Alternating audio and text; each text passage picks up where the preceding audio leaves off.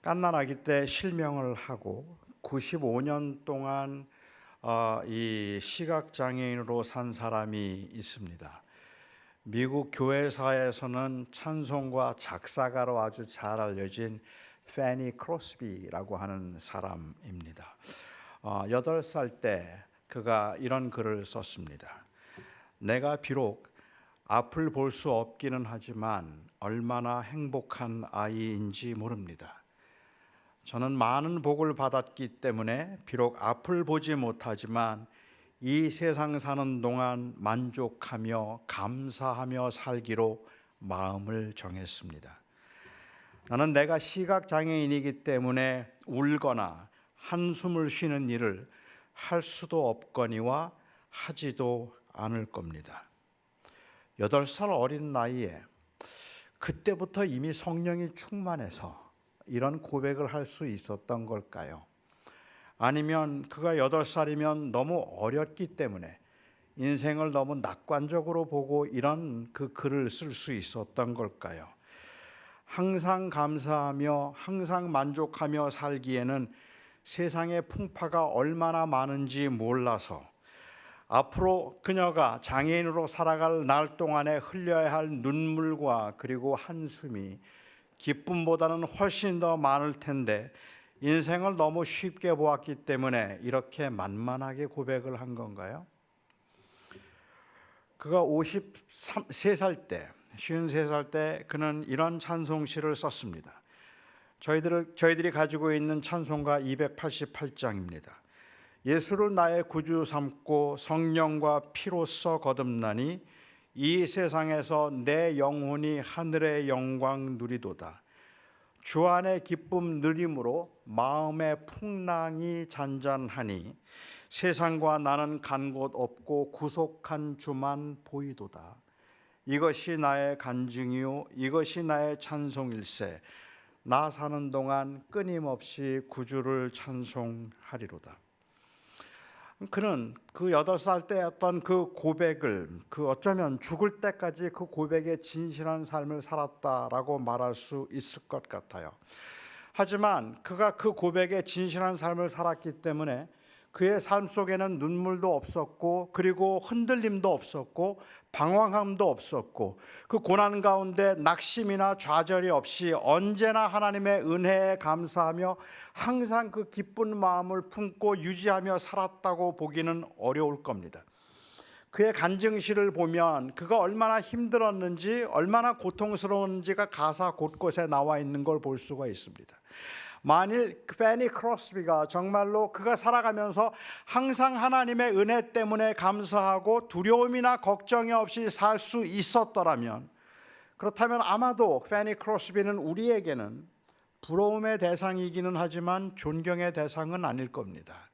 왜냐하면 그는 우리와는 전혀 다른 사람이기 때문에 그렇습니다. 터미네이터나 아니면 슈퍼맨을 보면 우리는 그들의 그 능력이 굉장히 부럽습니다. 우리도 그런 능력을 가질 수 있으면 좋겠다고 생각해서 부러워하기는 하지만 누구도 터미네이터나 슈퍼맨을 존경하지는 않습니다. 왜냐하면 다른 종류의 사람이라고 생각하기 때문에 그렇겠죠. 우리가 살면서 그렇게 정말로 흔들리지 않는 사람을 본다면 한편으로는 굉장히 부러워요. 나도 저럴 수 있으면 좋겠다 싶기는 한데, 그런데 그 사람들은 좀 다른 사람이겠구나라는 생각이 오히려 들 것 같아요. 여러분은 혹시 조니 에릭슨이라고 하는 사람을 아십니까? 제가 고등학생 때 저에게 아주 큰 영향을 끼쳤던 분이신데 같은 동네 사람이기도 했고요. 조니 에릭슨은 17살 때 그 다이빙을 잘못해서 목뼈가 부러지고 전신마비 장애인이 되었습니다. 에릭슨은 전신마비 장애인이 되고 난 다음에 그 긴 좌절의 시간을 거치고 나서 그리고 주님을 알게 되고 그 주님의 은혜로 인해서 이 조니 에릭슨은 세계 방방곡곡을 다니면서 어려운 사람들, 장애인들 그리고 그 근심과 두려움에 있는 사람들에게 용기와 희망을 주었습니다. 조니 에릭슨의 그 생애를 보면 그를 통하여서 그 감동을 받거나 위로를 받거나 세임을 받았던 사람들이 얼마나 많은지 몰라요. 그런데 몇 년 전에 그 여인이, 그 조니 에릭슨이 고백을 했습니다. 그만 살고 싶다고. 너무 힘들어서. 이제는 그만했으면 좋겠다라고 그렇게 고백을 했습니다. 그리고 굉장히 많은 사람들이 충격을 받았어요. 괜찮은 줄 알았는데, 잘 살고 있는 줄 알았는데, 그런데 많이 힘들다고? 그게 사람들에게는 굉장한 충격을 주었던 것 같아요. 그녀가 그 말년에 한 고백을 보면 전신마비 장애인이기 때문에 손끝도 꼼짝을 하지 못합니다. 그래서 모든 일들을 주변에 있는 내니들이 도와주어야 돼요. 유모들이 두 사람이 항상 같이 있으면서 도와주어야 하는 그러한 상황인데, 밖에 나가서 강연을 하고 돌아오면 그 옷을 갈아입고 몸을 씻고 침대에 눕는 데까지 3시간 이상이 걸린답니다. 얼마나 힘들고 얼마나 피곤한지, 나갔다 들어오면, 아니면 나가는 것조차도 굉장한 무거운 짐처럼 느껴질 수밖에 없겠죠. 그녀를 가장 수치스럽게 만들었던 것은 몸에 열이 오를 때입니다. 그 전신 장애인이기 때문에 이유 없이 열이 오를 때가 있는데, 그럴 때 그냥 아무것도 할 수가 없는 거예요. 내니들이 찾아와서 옷을 다 벗기고 알몸을 만들고, 알몸의 상태에서 그 몸에 뭘 씻어 주어서 체온을 내리고 하는 그 한 2시간 동안의 그 시간에 자기가 느끼는 그 수치심, 그 무기력함, 정말 아무것도 할 수 없다는 것으로 인한 좌절이 이제는 너무 힘들고 피곤해서 그만하고 싶다는 이야기를 그가 고백했습니다. 이제는 그만했으면 좋겠다. 사실은 굉장히 많은 그 충격을 사람들이 그 고백으로 인하여서 충격을 받았지만, 이 조니 에릭슨은 단순히 신앙의 무기력함, 믿어도 소용없다, 이런 이야기를 지금 그가 하고 있는 것이 아니라 오히려 항상 두렵고 그리고 흔들 수밖에 없는 그 고난의 현실 앞에서 몸부림치며 살아가고 있는 한 사람의 모습을 보여주기 때문에 저에게는 더할 수 없는 용기가 되는 거예요. 흔들리지도 않고 그냥 멀쩡하게 아무렇지도 않았다고 이야기를 한다면 글쎄요, 부럽기는 하겠는데 저하고는 좀 다르겠다고 생각을 했었을 것 같아요. 근데 저나 에릭슨이나 다 여전히 연약한 인간임에게는 틀림이 없다는 사실이 저에게는 너무 위로가 되더라는 말입니다. 저는 태어나면서 8개월 만에 소아마비 장애인이 되었고 평생을 장애인으로 살았습니다. 그리고 제가 평생을 장애인으로 살면서 제가 그 자유의 약함 때문에 좀 강해지기 위해서 정말 애를 많이 썼었는데, 그런데 저의 장애의 문제를 제가 해결하게 된 것은 대학교 2학년 때 어느 집회에서였습니다. 대학교 2학년 때 하나님께서 그 집회 때 저에게 그 주신 그 깨달음 때문에 저는 그 이후로 지금까지 한 번도 내가 장애인이기 때문에 불행하다고 생각해 본 적은 한 번도 없습니다. 하지만 장애인이라서 불행하다고 생각하지는 않지만 그 장애인이기 때문에 오는 그 불편함은 저를 낭망하게 만들기에 충분합니다. 아무렇지도 않게 사는 것 같다가도 갑자기 우울해지기도 하고, 갑자기 좀 서글퍼지기도 하고, 그냥 갑자기 괜히 낙심이 되기도 하는 그러한 경우들을 종종 경험하게 된다는 말이죠.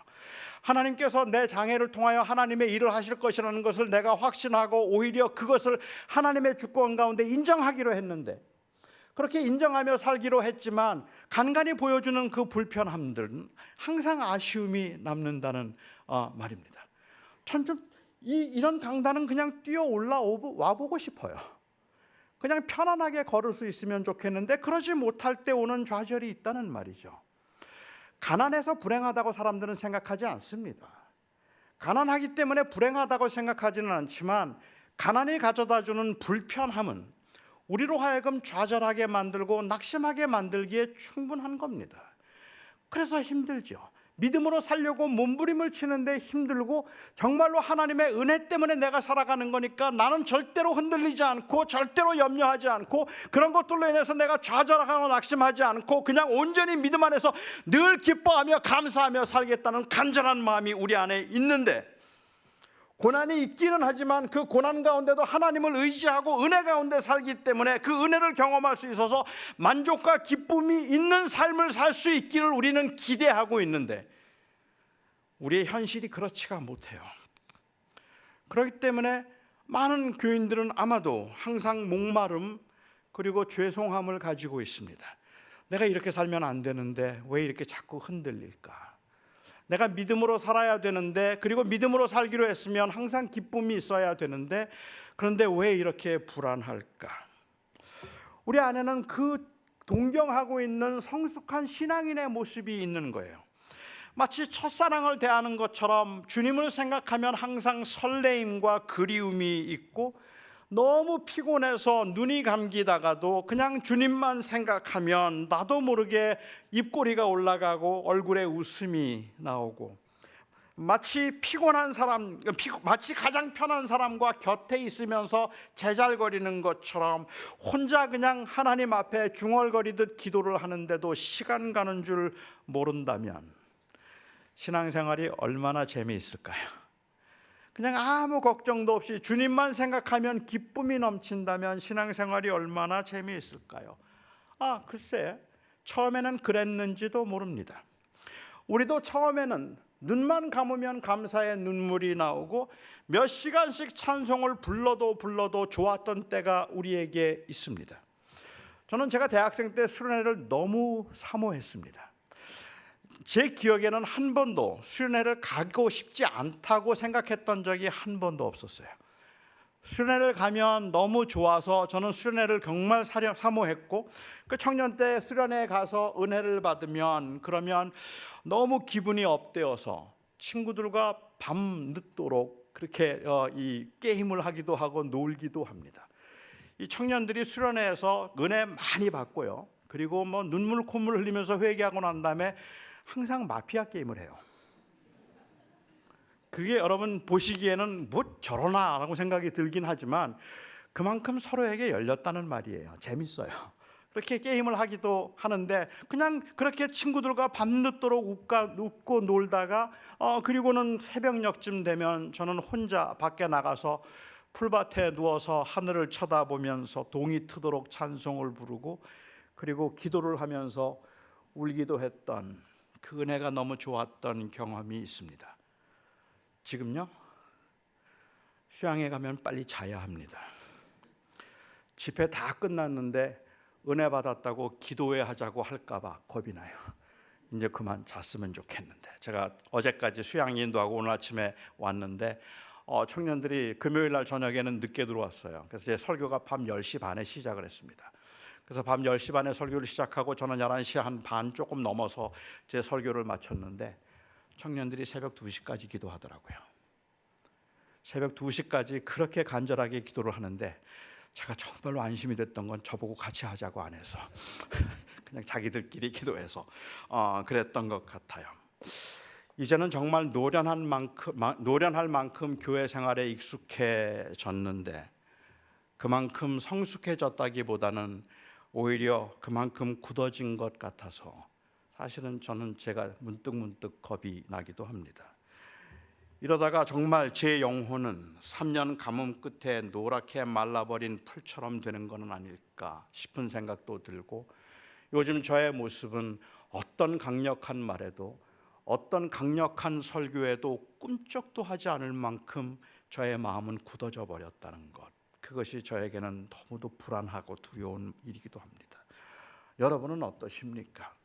여러분은 지금도 그 은혜에 대한 사모함이 있어서 그냥 생각하면 너무 감사하고 어떤 상황에서도 기도와 찬송이 저절로 나오고 그 은혜로 인한 기쁨이 넘치는 분들 계십니까? 그럴 수도 있을 것 같아요.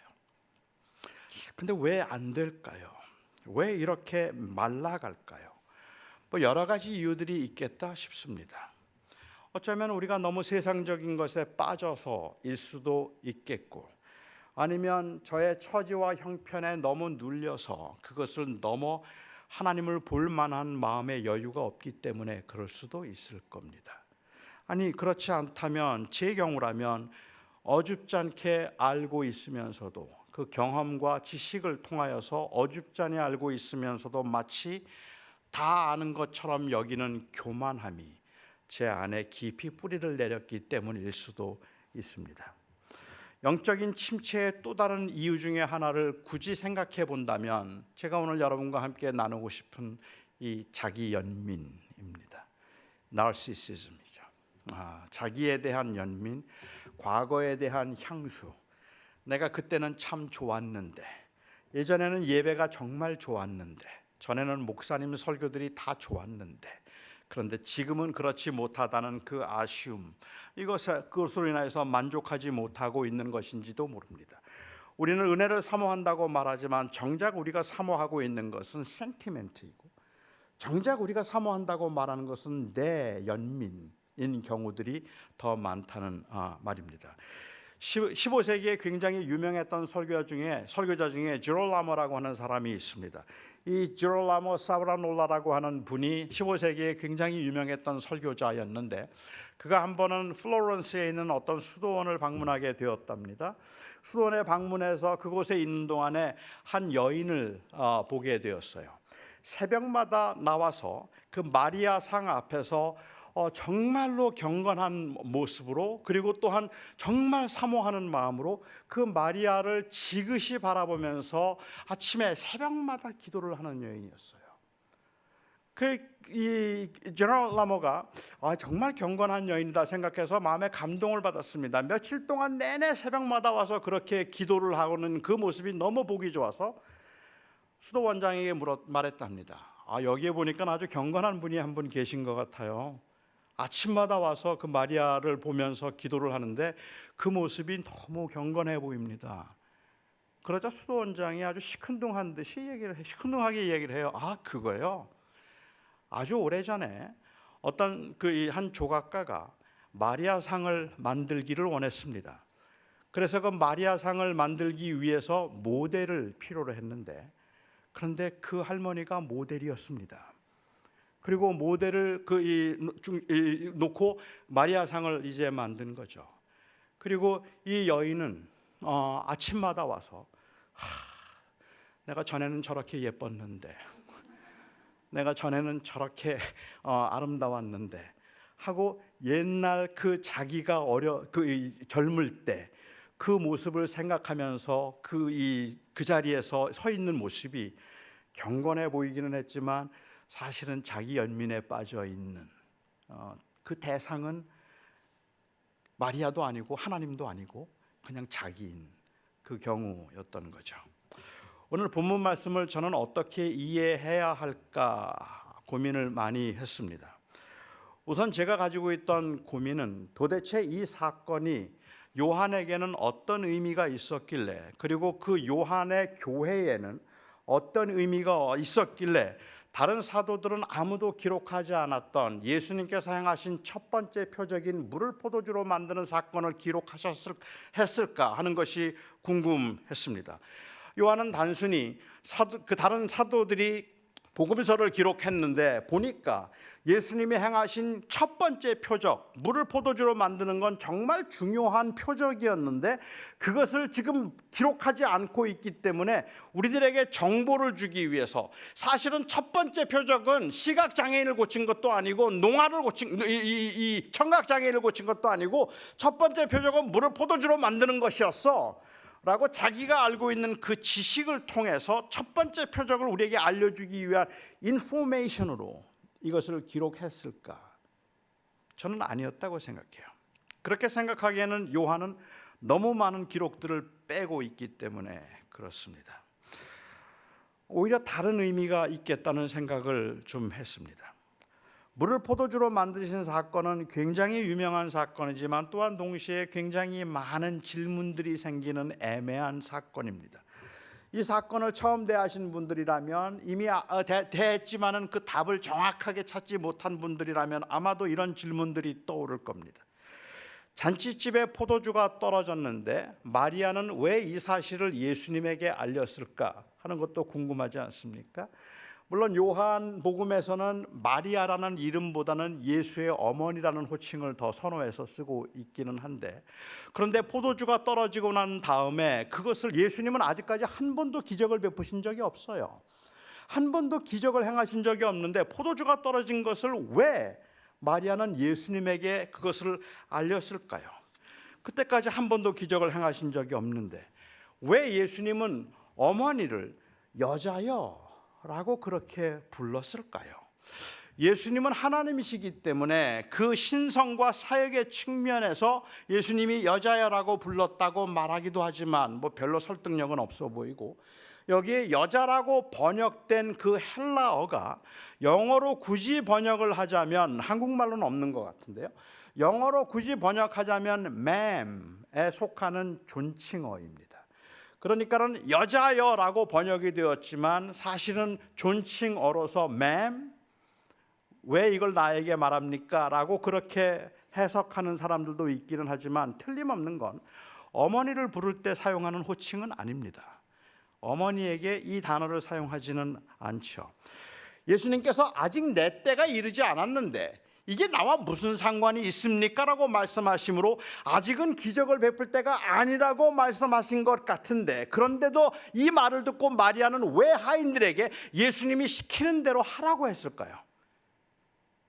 예수님은 조금 청개구리처럼 안 한다 그러고 나중에 하는 분, 뭐 이런 분인 걸 마리아가 알았기 때문에 그런 걸까요? 왜 그랬을까? 예수님은 아무것도 하지 않을 것처럼 마리아에게 말씀하시고는 왜 하인들에게 그 돌 항아리에 물을 가득 채우라고 그렇게 명하셨을까요? 왜 포도주로 물을 포도주로 바꾸셨을까? 이건 말고도 뭐 중요해 보이지 않는 것이기는 하지만 좀 궁금한 질문들은 생깁니다.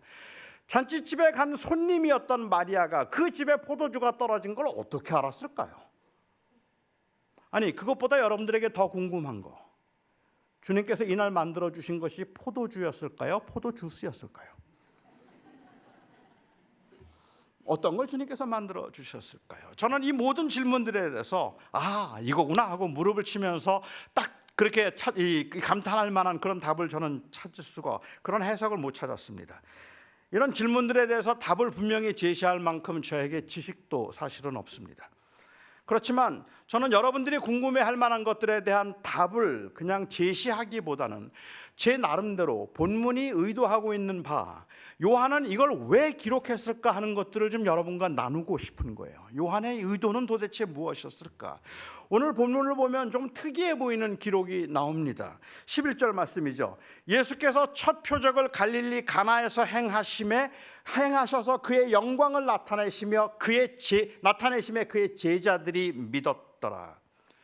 요한복음에서 아주 중요한 단어가 있다면 바로 이 믿음이라는 단어입니다. 그런데 이 믿음이라는 단어를 주님을 따르는 제자들에게 요한은 계속해서 사용하고 있어요. 그런데 요한이 말하고 있는 믿음이라는 것은, 예수님을 따르던 제자들은요, 때로는 주님을 많이 오해했습니다. 그리고 주님에 대해서 제대로 알지 못했던 경우도 많고 실수도 많았고 부족한 것도 너무 많았지만, 그럼에도 불구하고 그들의 믿음의 고백은 진실했습니다. 그래서 요한이 말하고 싶은 것은 그냥 단순히 교회라고 하는 어떠한 그 기관 안에 거기에 이 등록된 교인이 됨으로 인하여서 교인이 되고 주님의 제자가 되는 것이 아니라, 예수 그리스도를 인격적으로 만나고 비록 부족하고 약하고 연약함에도 불구하고 넘어짐에도 불구하고 그 고백이 진실한 이 사람들이 제자였다 하는 것을 요한은 거듭 말하고 싶어 합니다. 그렇기 때문에 요한복음에서는 사도라는 단어를 사용하지 않아요. 그 사도가 제도권적이라고 생각했기 때문인지 모르겠어요. 12명의 사도의 이름도 말하지 않습니다. 요한에 나오는 그 12명의 사도들 중에 요한에 기록되어 있는 사도는 7명 뿐입니다. 7명만 주님을 진실하게 믿었다는 것이 아니라, 요한에서 7이라는 숫자는 굉장히 중요한 상징적 숫자니까 결국은 그 제자들이 어떤 사람이었는가 하는 것을 보여주기 위해서라는 거죠. 그냥 직분자들이 아니에요. 예수님을 인격적으로 만난 사람들입니다. 주님께서 교회를 세우셨던 그 고백 누가 합니까? 베드로가 하잖아요. 주는 그리스도시여 살아계신 하나님의 아들이십니다라는 그 고백을 하고, 주님께서는 그 베드로를 칭찬하시면서 네가 복이 있다, 이것을 네게 알게 한 것이 하나님이라고 말씀하시고 그 고백 위에 교회를 세우겠다고 하셨거든요. 그러니까는 베드로의 고백 위에 교회가 세워졌고, 어쩌면 베드로 위에 교회가 세워졌다고 사람들이 오해할 만도 할 텐데, 요한복음에는 주는 그리스도시여 살아계신 하나님의 아들이십니다라는 고백을 베드로가 하지 않습니다. 누가 할까요? 이 고백을 자기의 오라비를 먼저 세상에 보내고 떠나고 난 다음에 그가 죽은 후에 낙심하고 절망했던 마르다의 입에서 이 고백이 나옵니다. 그 마르다가 주는 그리스도시요 살아계신 하나님의 아들인 것을 내가 믿습니다. 연약하고 부족하고 혼란스러웠지만 그들은 이 고백을 붙들고 살았던 사람들이다. 그게 요한복음에 말하는 믿음의 특징입니다. 그래서 요한복음에서는 가룟 유다와 그리고 이 다른 제자들을 계속 비교를 해요. 가룟 유다는 돈을 사랑한 사람이다. 다른 제자들은 돈 사랑하지 않았을까요? 가룟 유다만 돈을 사랑했을까요? 아닐 겁니다. 그런데 요한이 하고 싶었던 말은 뭐냐면 가룟 유다는 처음부터 그는 그 마음에 진실함이 없었다는 거예요. 그런데 제자들은 달랐어요. 흔들렸지만, 넘어졌지만 그들의 고백은 진실했다. 그게 요한이 말하고 싶은 그 믿음이라고 말할 수 있을 것 같아요. 그래서 그들은 분명히 주를 믿고 따른 사람들이었습니다. 재미있는 것은 제자들은 믿었는데 왜 그 잔치에 참석했던 다른 사람들은 믿지 않았을까요? 왜 제자들이 믿었다는 이 고백을 요한은 기록하고 있을까요? 시각장애인의 눈을 뜨게 하고 청각장애인의 귀를 열어주는 것 대단한 기적이긴 하지만 물을 포도주로 만드는 이 기적은 제가 생각할 때는 어떤 것과도 비교할 수 없는 엄청난 기적임에 틀림이 없다고 생각합니다. 전혀 다른 분자 그 원리를 공식을 가지고 있는 한 물질이 어떻게 다른 물질로 바뀔 수 있겠느냐는 말입니다. 그게 어떻게 가능하죠? 물을 포도주로 만드는 것만큼 충격적인 사건은 없을 것 같아요. 그냥 눈속임이나 마술이 아니라면 말입니다. 저는 솔직히 마술을 볼 때마다 신기합니다.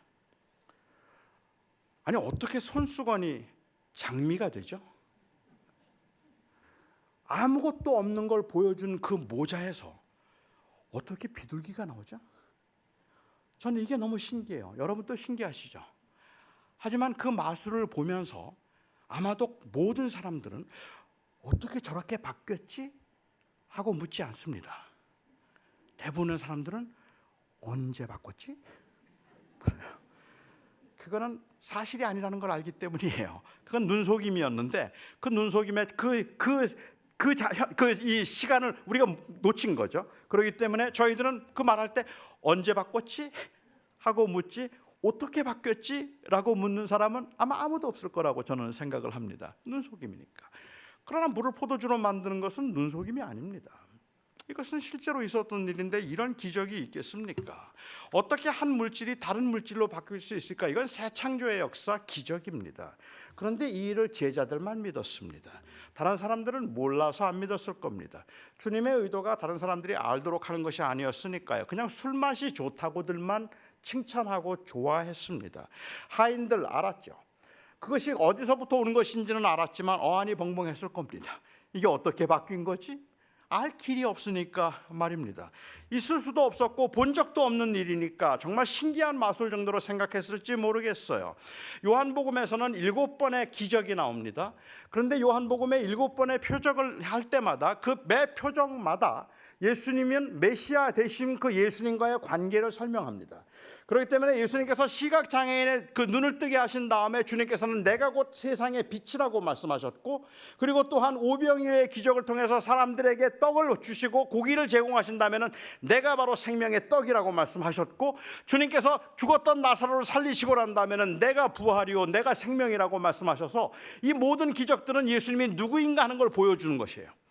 그것과 밀접한 관계가 있기 때문에 7개의 기적을 통해서 7개의 아이, 내가 누구인가 하는 것을 주님께서 보여주고 계시는 것이 요한복음의 특징일 텐데, 이 첫 번째 표적을 행하시고 난 다음에는 예수님이 누구이신가가 나와 있지 않아요. 다시 말하면 예수님께서는 이 표적을 통해서 세상에 예수님이 누구였는가 하는 것을 사람들에게 드러내기 위한 것이 아니라 철저하게 제자들에게 예수님이 누구이신가 하는 것을 보여주기 위한 것이었단 말입니다.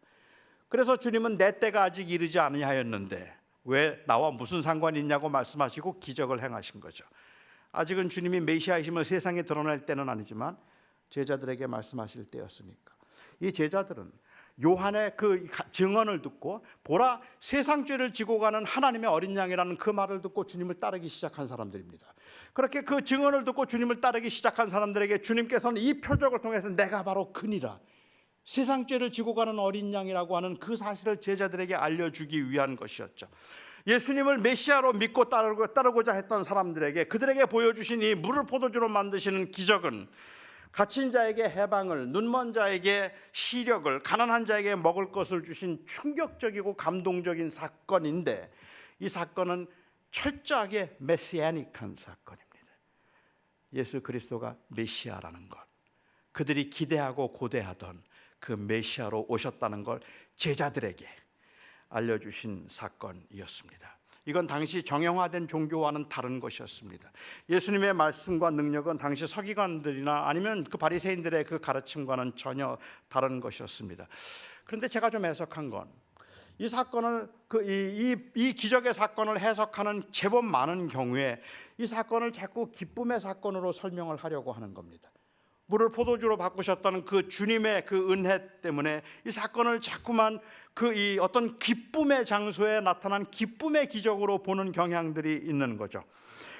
주님께서 그 잔치 자리에 참석하셨다는 것도 그렇고, 예수님께서 사람들의 흥을 돋우기 위해서 물을 포도주로 만들어 주셨다는 사건도 그렇고, 최상의 포도주로 그들을 먹이셨다는 사건도, 그들의 흥을 돋우기 위해서 최상의 포도주를 주어서 아주 사람들을 기분 좋게 만들었다는 것도 그렇습니다. 그러니까 주님께서 주신 그 포도주로 인하여 하나님께서는 우리를 사랑하시기 때문에 우리에게 최상의 포도주를 제공하심으로 우리의 기쁨을 더하게 하신다 라고 그렇게 해석을 하는 경우입니다. 하지만 이 말씀에서 느끼는 그 기쁨 그리고 해방감은 최상의 포도주를 마실 수 있었다는 가능성에서부터 비롯되는 것이 아닙니다. 그 가능성, 여기에 나오는 기쁨은 바로 물을 포도주로 만드신 예수가 메시아였다 하는 사실로 인한 기쁨입니다. 뭐 좋은 포도주를 이야기한다면 글쎄요. 제가 생각할 땐 1869년상 몰도 샤토 러피테 정도 괜찮을 것 같아요. 아니면 1947년산 이 슈바 블랑 혹시 드셔보셨나요? 전 마셔보진 못했는데 사람들 얘기가 기가 막히다 그래요. 근데 뭐 몰도 샤토 라피테 1869년산은 한 병에 한 20만 불 하더라고요. 제가 못 마셔보는 게 당연한 일일 텐데 근데 솔직히 저는 와인 맛을 잘 모르니까 다 비슷비슷합니다.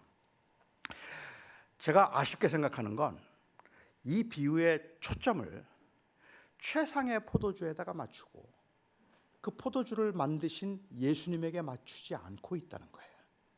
그리고 사람들은 그 기쁨, 하나님이 주시는 기쁨에 관심을 더 갖는 거죠. 적용해서 말씀을 드린다면 하나님께서 우리의 삶을 풍요롭게 하기 위해서 최악의 컨디션을 최상의 컨디션으로 바꾸시고, 가난을 부로 바꾸시고 질병을 건강으로 바꾸실 그 가능성, 혹은 그 가능성에 대한 확신을 갖도록 주님께서 이 표적을 행하신 것으로 말하고 있다는 겁니다. 그렇기 때문에 이 표적을 보면서 주님은 물로 포도주를 바꾸신 분이십니다. 그러니까 주님께서는 우리의 삶 속에서 우리가 경험하고 있는 이 열악하고 불편하고 힘든 모든 상황들을 주님께서는 최상의 사건으로 바꾸어 주실 수 있습니다. 그렇게 바뀌어진 포도주에다 관심을 갖게 만드는 것이 해석하다는 말입니다. 포도주를 만드셨는가 아닌가가 아니라 주님이 누구인가 하는 것이 요한복음에서 보여주는 이 기적의 핵심인데도 불구하고 말입니다. 오늘날 현대교회의 문제는 바로 이 최상의 포도주에 대한 강조 때문에, 아니면 그 최상의 포도주에 대한 목마름 때문에 오늘 현대교회에 그 문제가 있다면, 우리가 신앙하는 신앙의 대상을 잃어버렸고, 아니면 그 대상으로 가도록 하기 위한 그 수단을 우리는 절대화시켜서 다 우상을 만들어 버렸다는 것이 오늘날 우리 교회의 문제라고 저는 생각합니다.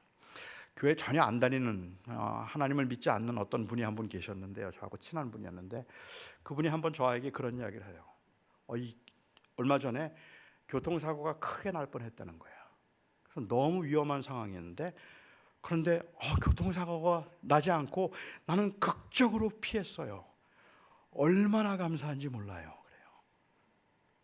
그래서 제가 그냥 좀 짓궂게 누구한테요? 그랬어요. 그랬더니 누구라는 게 아니라 그냥 감사하다는 거예요. 그런데 감사라는 말은 결국은 그 상태에 대한 만족을 의미할 뿐이지 그 대상을 향한 경외는 아니에요. 그런데 우리가 말하고 있는 감사가 대부분 그래요.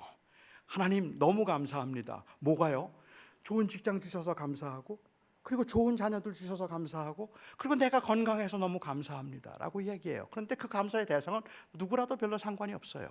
중요한 것은 주어진 것이 좋은 것인가, 그래서 나는 감사하다고 말하는 것 뿐일 테니까, 우리는 사실은 그 대상을 잃어버린, 감사를 하고 있다고 볼 수도 있을 것 같아요. 제가 이렇게 생각하는 두 가지 이유가 있습니다. 주님께서는 결례를 위한 물을 포도주로 만드셨다는 것 첫 번째입니다. 예수님께서는 왜 하필이면 결례를 위해서 준비된 돌 항아리에 있는 그 물을 포도주로 만드셨을까요? 그 당시 돌 항아리가 한 20갤런에서 30갤런 정도 들어가는 굉장히 큰 돌 항아리입니다. 그게 6개가 있었는데 6개를 다 포도주로 만드셨다면 자그마치 180갤런, 리터로 따진다면 얼마쯤 될까요? 한 700리터는 넘는 것 같아요. 최상의 포도주를 그렇게 많이 만들어 주신 거예요. 왜 그 결례를 위한 그 돌 항아리에 있는 물을 그렇게 많이 만들어 주셨을까? 단순히 그 돌 항아리가 제일 커서 많은 포도주를 주기 위해서 주님께서 그렇게 하신 것일까요? 그것보다는 제가 생각할 때는 결례를 위한이라는 거기에 초점을 맞춰야 되지 않을까라는 생각이 돼요. 많이 주셨다는 게 문제가 되는 것이 아니라 유대인들은 밖에 나갔다가 들어오면 반드시 손을 씻고 발을 씻어야 했습니다. 그것은 결례입니다. 결례를 위한 것인데 혹이라도 갔다가 이방인들을 만졌거나 손이 닿았거나 더럽고 부정한 것이 내 몸에 닿았을 가능성이 있기 때문에 더럽고 부정한 것을 닿으면 그러면 안 되니까 들어오면 손을 씻고 발을 씻음으로 그래서 자기들을 정결케 하는 예식을 하기 위해서였던 거죠. 그러니까 지금 여기에 있는 이 돌 항아리에 있는 물은 마실 물이 아니에요. 발 씻을 물이에요. 갑자기 마시고 싶지 않아지셨죠? 발 씻을 물이었는데 그 물을 주님께서 포도주로 만드시고 나누어 주셨다는 말입니다.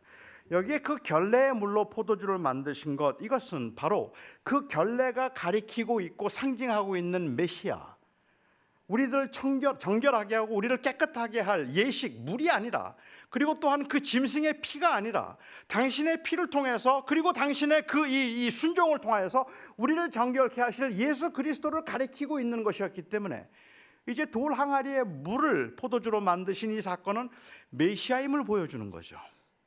바로 그 메시아로 주님께서 오셨다는 것을 말씀하는 겁니다. 주님은 의무감에 찌들리듯이 그냥 할 수 없이 끌려가고 해야 하기 때문에 하고 있는 이 건조한 신앙생활을 하는 당시 초대교회 교인들에게 진정으로 우리에게 기쁨이 되어야 하는 것은 그리스도와의 연합이라는 것을 말해주기 위해서 예수 그리스도가 이 일을 해결하셨다고 말씀하고 계시는 거죠. 두 번째, 제가 그렇게 생각하는 또 다른 이유는 성전을 청결하게 하신 사건 때문에 그렇습니다. 마태복음, 마가복음, 누가복음 모두 다 공간복음서를 보면 예수님께서 성전을 청결하게 하신 사건이 주님께서 십자가에서 돌아가시기 전 그 주 고난주간에 있었던 일입니다. 그렇죠. 그런데 요한복음에서는 그 예수님의 사역 첫 번에 나와요. 그러니까 성전을 청결하게 하신 사건이 두 번 행하신 걸까요? 그럴 수도 있을 것 같아요. 시작하시면서 한 번 하시고 끝나실 때 한 번 하셨다고 말할 수도 있을 것 같아요. 제가 생각하기에는 두 번 하셨던 것 같지는 않아요. 오히려 제가 생각할 때는 요한은 이것을 신학적으로 지금 리어레인지를 하고 있는 거예요, 이 사건들을. 그래서 신학적으로 리어레인지를 하는 중에 그 마지막에 하셨던 이 성전을 청결하게 하신 사건이지만 이 사건을 예수님이 메시아인 것을 보여주는 사건과 연결을 시키고 있는 것이죠. 당시 유대인들의 경우에 있어서는 성전이 곧 하나님의 임재하시고 하나님이 함께 하시는 그 상징이고 표적이라고 생각을 하고 있었거든요. 여기 말씀 건데 재밌는 것은 첫 번째, 표적을 행하시고 난 다음에 주님께서 성전에 들어가시고 성전을 청결하게 하셔서 장사하는 사람들 다 내쫓으셨더니 유대인들이 예수님께 질문을 합니다. 당신이 메시아요, 그 선지자라는 표적이 어디 있습니까? Where is the sign that you are the Messiah? 그 표적이 어디에 있습니까? 라고 표적을 물어요. 주님이 첫 번째 표적 행하시고 난 다음에 그들이 표적을 묻고 있고 주님께서는 그들에게 충격적인 말씀하시죠. 저 성전 헐어라, 내가 사흘 동안에 일으키겠다 말씀하셨습니다. 그리고 요한은 여기에 대해서 카멘터리를 달아서 우리에게 설명해 주죠. 이는 그리스도께서 당신의 육체를 가리켜 말씀하심이로라. 예수 그리스도가 성전의 완성이란 말입니다. 우리는 이 시대에 이것이 성전이 아닙니다. 여기는 그냥 예배당입니다. 여기는 교회입니다. 성전은 주님께서 이루셨습니다. 무엇이 성전이 되느냐고요? 어떤 게 성전이 되느냐고요? 진정한 성전은 그리스도이십니다. 그렇기 때문에 성전은 장소가 아니라 바로 예수 그리스도를 마음에 품고 있는 여러분들의 모임이 성전인 겁니다. 이 모임이 성전인 거예요. 바울은 이것을 조금 더 발전시켜서 이야기를 하죠. 성령이 너희 안에 거하시면 너희가 하나님의 전인 것을 네가 알지 못하느냐. 성령이 우리 안에 거하시면 우리가 하나님의 성전이 되었다는 말입니다. 주님께서 완성하셨어요. 그 성전이 상징하고 있던 바를 완성하심으로 주님이 메시아가 되셨다는 것을 말씀하시고, 이게 바로 표적을 이루시는, 표적을 구하고 있는 유대인들에게 하셨던 말씀이었다는 말입니다. 친히 임마누엘이 되심으로, 그래서 그 이 메시아이심을 드러내신 표적을 보여주신 사건, 따라서 물을 포도주로 만드신 이 표적은 부활을 통해서 나타난 예수 그리스도로서의 어떤 첫 번째 메시아적인 표적이었다고 보는 게 맞지 않을까라는, 저는 그렇게 생각을 합니다. 결국은 예수 그리스도가 누구이신가를 말하고 있는 것이죠.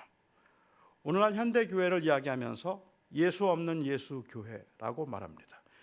예수 없는 예수교회, 예수 없는 기독교, 뭐 이런 책 제목들처럼 교회 생활을 건조하게 만드는 가장 큰 원인은 아마도 매 주일 교회를 나오고 그리고 예배에 참석하고 봉사를 하지만 그냥 그것들이 다 습관적인 의무로 전락해 버렸고 진정으로 그리스도와의 그 연합을 누리지 못하고 있다는 것입니다.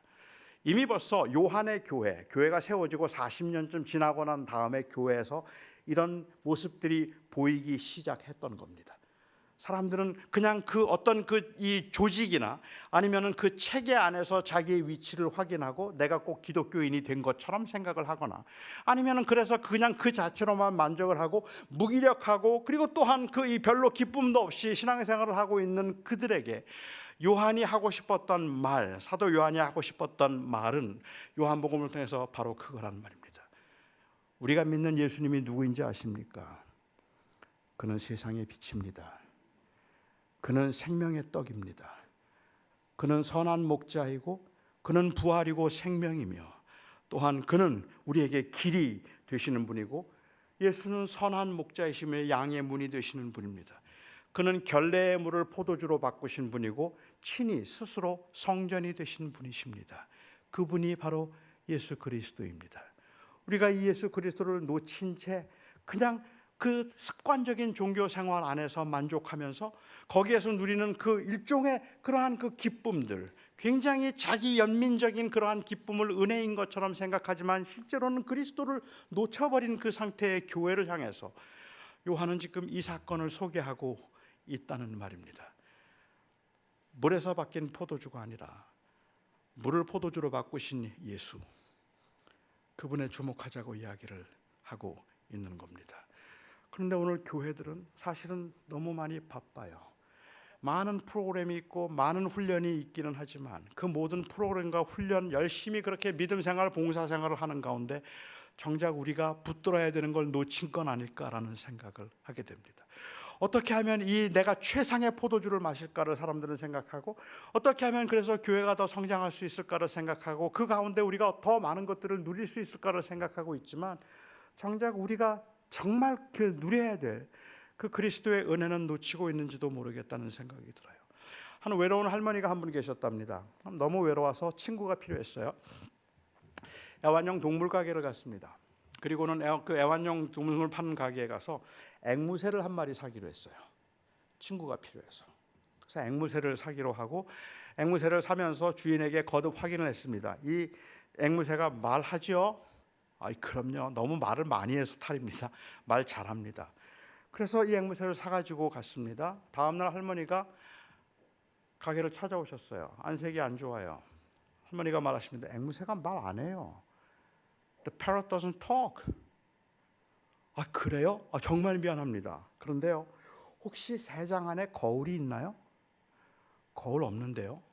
거울 하나 사가시죠. 새들은 거울에 비치는 자기의 모습을 보면 마치 친구하고 이야기하듯이 조잘거릴 수 있습니다. 그래서 그 새가 말을 하도록 하기 위해서 거울을 사가지고 갔습니다. 다음날 할머니가 또 오셨습니다. 아직도 말 안 하는데요? 미안합니다. 혹시 새장 안에 사다리 있나요? 사다리 없는데요. 새들은 사다리를 오르락내리락 하면 기분이 좋아져서 말을 할 겁니다. 그래서 사다리를 사갔어요. 다음날 할머니가 또 오셨어요. 말 안 해요. 정말 미안합니다. 혹시 새장 안에 그네 있나요? 그네 없는데요. 새들은 그네를 타면 기분이 좋아져서 말할 겁니다. 그네 하나 사가세요. 내키지 않았지만 새가 말하도록 하고 싶어서 그네를 사가지고 갔습니다. 그리고 다음 날 할머니가 또 찾아오셨어요. 안색이 완전히 달라졌습니다. 주인이 물었습니다. 새가 말했나요? 그러자 이 할머니가 풀죽은 목소리로 말해요. 아니요, 새가 죽었어요. 정말 미안합니다. 정말 미안합니다. 혹시 새가 죽기 전에 아무 말도 하지 않던가요? 아니요, 죽으면서 한마디 하고 죽었어요. 뭐라 그러던가요? 새가 죽으면서 말하기를 그 가게에 먹을 건 안 팔던가요? 그리고 죽었습니다. 굶어 죽었습니다. 새가 말하도록 하기 위해서 그네 갖다 놓고 사다리 갖다 놓고 그리고 거울 갖다 놓는데 먹을 거 주는 걸 잊어버렸어요. 저는 어쩌면 오늘날 교회에서 예수님이 질식하고 계시다고 생각합니다. 교회를 성장하기 위해서 그네 갖다 놓고 사다리 갖다 놓고 그리고 거울 갖다 놓고 어떻게 하면 제발 좀 빨리 커라, 제발 좀 빨리 커라, 열심히 훈련도 하고 열심히 교육도 하고 있는데 정말 본질적인 걸 잃어버리고 있는 거잖아요. 내 안에 생명이 되신 그리스도, 그를 놓친 채, 물을 포도주로 만드셨던 예수님을 놓친 채 그냥 그 포도주를 즐기려고 하고 포도주해야 된 연민을 가지고 살아가고 있는 건 아닐까. 정말로 믿음 생활을 많이 하신 분들일수록, 제가 요즘에 교회를 다니면서 느끼는 거지만 믿음 생활을 오랫동안 충성스럽게 하시는 분들이 정말 많이 지쳐 있어요. 이제는 정말 피곤하대요. 정말 힘들다 그래요. 얼마나 많이 힘들게 봉사를 했는지 제가 알기 때문에 충분히 그 마음들은 이해할 수가 있는데, 때로는 그 절망하고 낙심하게 만드는 이유 중에 하나가 제가 생각할 때는 연민이 너무 크다는 거예요. 요즘 교회는 옛날 교회 같지 않아. 전에는 정말 교회 가면 너무 좋았거든. 어쩌면 우리 교회는 옛날의 영광을 너무 그 영광에 빠져 있는 거죠. 전에는 우리 교회 컸는데, 전에는 우리 교회 정말 좋았는데, 전에는 우리 교회가 너무 재밌었는데, 전에는 정말로 그 교인들도 다 그냥 친구 같았는데, 그런데 요즘은 그렇지가 않다는 센티멘트에 의해서 우리의 심령이 마치 죽은 것처럼 생각을 하는 거죠. 하지만 정작 우리가 회복해야 될 것은 우리가 만났던 주님, 내가 사랑하는 주님, 그 주님에 대한 은혜, 주님의 은혜를 회복하는 것이라고 생각합니다. 저는 목회를 이제 은퇴했습니다. 제가 목회를 26년 담임 목회를 하고 은퇴를 60세 되던 해에 은퇴를 했어요. 그러니까 5년 이제 넘었는데, 제 목회를 하는 동안에 제가 언제 기뻐했나, 언제 내가 행복해했나 돌아보면 제가 기뻐하고 제가 행복했던 순간들은 교회가 성장할 때였습니다. 언제 우울했나 생각해보면 교회가 빨리 안 성장할 때였어요. 제가 언제 그 기쁨이 있었나 돌아보면 제가 사람들에게 인정받을 때였어요. 사람들이 인정해주고 사람들이 저에게 박수 보내줄 때, 그때 신앙생활이 재밌더라고요. 근데 그렇지 않을 때는 별로 재미가 없었어요. 결국은 저는 제가 26년 목회를 하면서 전 포도주에 취해 있었어요. 포도주를 만드신 주님 때문에 기뻐하고 주님 때문에 위로받았던 시간이 그렇게 많지가 않은 거예요. 그러면서 저는 계속해서 그때 그 영광을 자꾸만 돌이키려고만 하죠. 여러분 아십니까? 우리의 인간의 본성상 우리는 한 번 맛보고 지나간 것은 두 번째 맛볼 때 절대로 똑같은 맛을 경험할 수가 없습니다. 인간이 그 경험상, 인간의 경험에서 그 이 만족을 느끼는 것은 가능하지 않다는 말씀을 제가 드리고 싶은 겁니다. 지금 저희 딸네 가족들이 터키에 선교사로 가 있는데 요즘 그 지진 때문에 많이 힘들어하고 지금 사역을 아주 어렵게 하고 있기는 합니다. 그런데 터키로 선교 가기 전에 저하고 한 3년 그 켄터키에서 같이 살았었어요. 우리 그때 이제 우리 첫째 그 손녀가 3살, 4살 때인데요. 저희 손녀를 보는 그 재미에 저는 이제 푹 빠져서 한 2, 3년을 살았죠. 근데 저희 손녀가 저를 너무 좋아해요. 그리고 저하고 노는 걸 너무 좋아해요. 그래서 저를 제일 좋아하고 제 아내보다는 항상 저를 찾고 저를 좋아했어요. 저희 손녀, 그 어린 손녀가 저를 좋아한 이유가 뭘까 생각해 보면 어린 아이도 거부할 수 없는 저의 외모의 매력이겠다 하는 게 우선적인 이유예요. 뭐 그거는 부인하기 어려운 이 원인일 것 같고, 두 번째 원인이 있다면 그거는 제가 제 손녀하고 잘 놀아주기 때문입니다. 제 아내는 그렇게 못합니다. 체력이 안 돼요. 근데 저는 그 손녀하고 잘 놀아주는데, 같이 놀다 보면 또 해봐 그래요. 그러면 제가 해요. 깔깔거리고 웃어요. 그런데 또 해봐. 그럼 전 또 해요. 그러면 또 자네가 막 제 손녀가 깔깔거리면서 웃어요. 그리고 또 해봐. 계속 하려는 거예요. 저는 계속 해요. 제가 할 수 있는 그 이유가 뭘까요? 얘도 20번이면 지친다. 알기 때문이에요.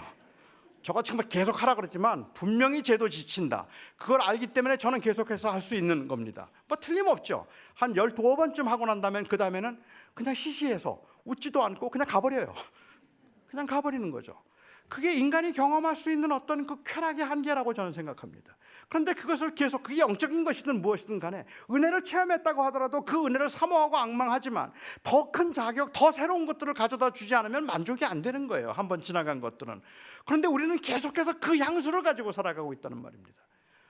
저는 그게 틀렸다는 말을 오늘 하기보다 궁극적인 걸 놓쳤다는 걸 말씀드리고 싶은 거예요. 가장 본질적인 것, 예수 그리스도. 옛날 우리 어르신들 믿음 생활을 하면서 불렀던 그 찬송들, 구주를 생각만 해도 내 마음이 좋거든. 그 얼굴 배울 때 얼마나 좋을까. 현대인들은 대상을 잃어버린 신앙생활을 하고 있습니다. 뭔가 열심히 뭔가를 만들어 가려고 하고 있지만 정작 그 대상을 놓친. 그래서 우리는 저는 오늘 이 예배 가운데도 우리 기쁜 소식교회 여러 사랑하는 성도들이 우리 주 예수 그리스도가 내 생명이심을, 비록 예배가 건조해 보여도, 비록 내 마음의 상태는 그렇게 막 엑사이팅하지 않아도 내 고백은 진실해서 예수 그리스도가 내 생명이십니다. 그리고 나는 그분을 예배합니다 라는 이 고백이 회복될 수 있기를 바랍니다. 기도하겠습니다.